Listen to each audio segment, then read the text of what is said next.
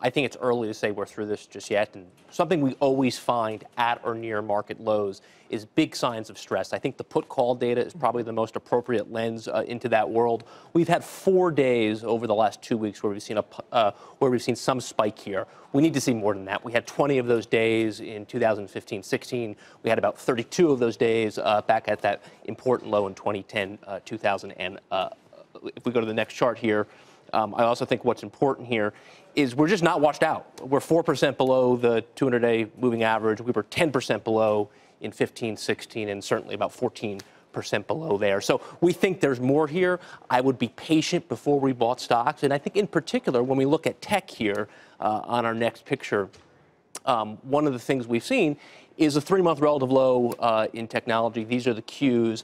Unlike 17 and 18, when we bounced right off the 200, the 200 here failed. So this is a different regime that we're in. And I think we ought to respect that. And I think very importantly, if we zoom out and just look longer term on our next picture here, this is every drawdown in what was arguably the greatest tech bull market of all time from 89 through 99. You had 8 or 9 drawdowns of about 20%. So cyclical stocks do correct. Tech is very cyclical. We think this is a correction. So tech versus the S&P 500 is much more vulnerable right now to a deeper pullback. Yeah, I think that's certainly within question. And if we just go to our next slide here, tech is not that washed out internally. This is the percentage of stocks above their 200-day moving average. Tech is still up here near 35 or 40%. Industrials, financials, energies, far more washed out. We think it's too early to say tech is there. So what does that mean in terms of which sectors do well in this sort of downturn? Do you want to go into the value over growth because that favors sectors outside of technology? You know, what we tend to see in these drawdowns is the groups that led you lower, in this case, maybe home builders, regional banks, industrials, are typically the ones that stabilize first. So I would look to... We've sort of seen that actually in the past couple of days. I think even most recently, like retail acting better, that's certainly been in a bear market for many, many years. So we look to what are the weakest groups to show signs of stabilization first. I just think it's too early to call tech or healthcare a washout just yet.